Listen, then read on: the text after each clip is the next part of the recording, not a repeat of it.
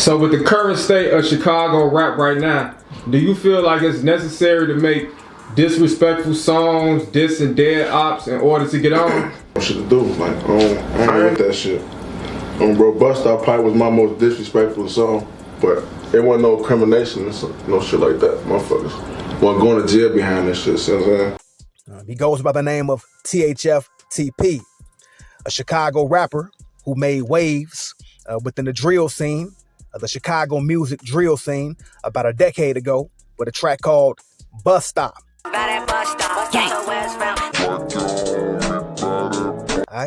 Bus Stop. Now, the track Bus Stop was disrespectful, taking shots at fallen rappers within Chicago who died by bus stops. So when you hear that, you think of people like Tuka, Lil Mark, etc. Hey, this bus stop right here though, this a real famous place, you hear me? This is a real famous place, B. Hey, this bus stop, is a real famous place, B. But check this, THF TP has now had his life taken, fallen victim to the very same violence that he glorified within the drill music that he made. Now, I'm not about to play Bus Stop, all right? Because honestly, I don't want to be adding fuel to the fire. But if you want to check out the track, hit up YouTube and search THF TP Bus Stop, and you'll hear how disrespectful it was. But let's keep it a buck. The track and what followed ain't nothing to glorify. Now, some people act like it's something to glorify, okay? But it's not nothing to glorify, because if you look at the video, Bus Stop, most of the people, if not all of them in the video, are now dead, being shot and killed themselves. Check it out. So many dead people in this video, bro. Chino, Dirt Old Manager, dead in the video. THF Raheem, dead in the video. Bible, dead in the video. Little Dirk's brother D-Thing, dead in the video. And other than Muda, and I don't know, I might be wrong with Muda, but other than the people in that video that died, every single one of them niggas got shot. Now, to all the young heads out there thinking about writing a diss track, I mean, you got the pen and you got the pad and you got the dope beat right now, and you're thinking about the lyrics to diss your ops in a diss track. Stop. Don't do it. All right? Stop and think for a minute. Let me tell you why I say that. Picture where you want to be in 10, 20 years down the line. Do you want to be living good, kicking it with your family? Or you want to be caught up in a never-ending cycle of beef, violence, and gang warfare? If it's the opposite of that, then don't write the diss track, okay? Here's the deal. Once you put out a diss track, the joint is out there forever. It's out there for good. You can't take it back. You can't erase it, all right? Once you upload it to the internet, the bloggers, the people who do reaction videos, they start to download it and re-upload it and talk about it. And they say, hey, look at this person dissing that person. Look at this clique dissing that clique. And the feud goes on and on and on. And in a world where everybody's got a chip on their shoulder, an ego, all right, that track may just come back to bite you in the worst way one day. Now, think about your fam, your moms, your pops, your siblings, and those who you may care about and love. Is it worth putting them at risk to prove a point? Imagine how you'd feel and how they'd feel if something went down and something that you did came upon them. Corey Morgan stated that since his brother was killed and his mother had been shot, he was going to kill grandmas, mothers, and children. Morgan, Doty. Okay, it's not worth it. Now, let's talk about the power of words. Yes. I know y'all like, oh, here you go with the preaching. Hey, I'm not a preacher.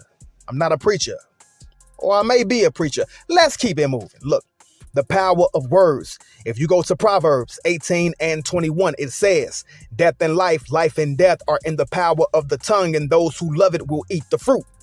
Translation, your words carry weight. They can either lift you up or bring you down. People travel the world to hear words, okay? Millions of people have traveled the world to hear Les Brown speak. Millions of people have traveled the world to hear preachers, motivational speakers speak, okay? The power of words. Words do have power. Now, if you go to Proverbs 13 and 3, that backs that up, where it says, Those who guard their lips will preserve their lives, but those who speak recklessly, their lives will eventually come to ruin. Bottom line, watch what you say, because words spoken in anger can lead to some real messed up consequences. Words spoken in diss tracks can lead to some real messed up consequences, as we have seen time and time again. And remember, what's in the heart will eventually come out of the mouth. Proverbs 4:23. That says, guard your heart above all else, for it determines the course of your life. If your heart is filled with hate and negativity, then sooner or later, that's going to spill out into everything you say and do. Now, you got some people out there, and they'll say things like sticks and stones break my bones and words won't never hurt me, etc. But let me tell you, that's a straight up lie. Words got power, and they can cut deeper than any blade. That's biblical. All right. Out of the abundance of the heart, the mouth will speak. Okay. That means if your heart is filled with love and positivity, that's what's going to come out of your mouth. But if your heart is filled with hate and negativity, well, you can do the math. Now, you got some people out there, they try to say death is just a part of life.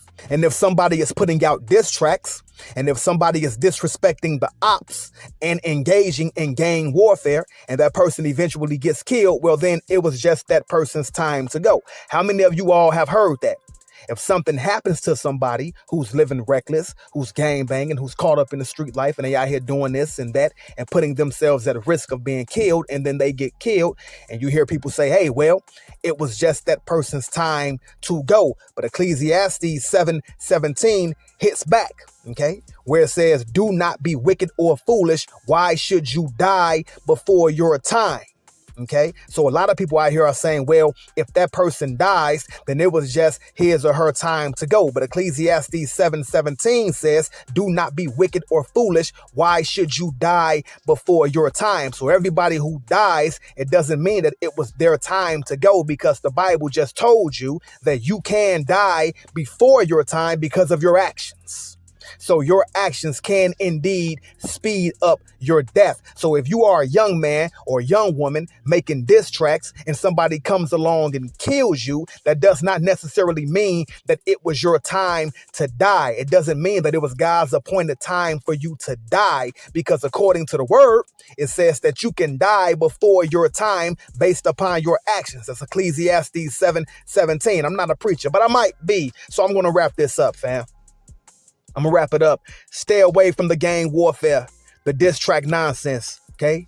Don't let yourself get caught up in the cycle of violence and revenge, okay? Because to the young heads coming up, all right, who are thinking about engaging in diss tracks, to the ops who are thinking about getting in some gang warfare, etc.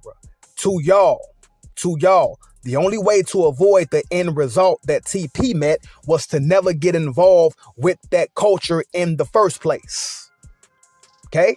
That's the only way to avoid it. Don't play the game in the first place. So if you have not wrote that diss track, but you're thinking about it, if you have not engaged in that gang warfare and you're thinking about it, but you haven't done it yet, then I implore you not to do it, because when you do it, you're now playing the game. And the only way to avoid what TP meant was to not play the game in the first place. When you play the devil's game, you're going to get cheated. And the only way to beat the devil at his game is to not sit down at the table with him and play it in the first place.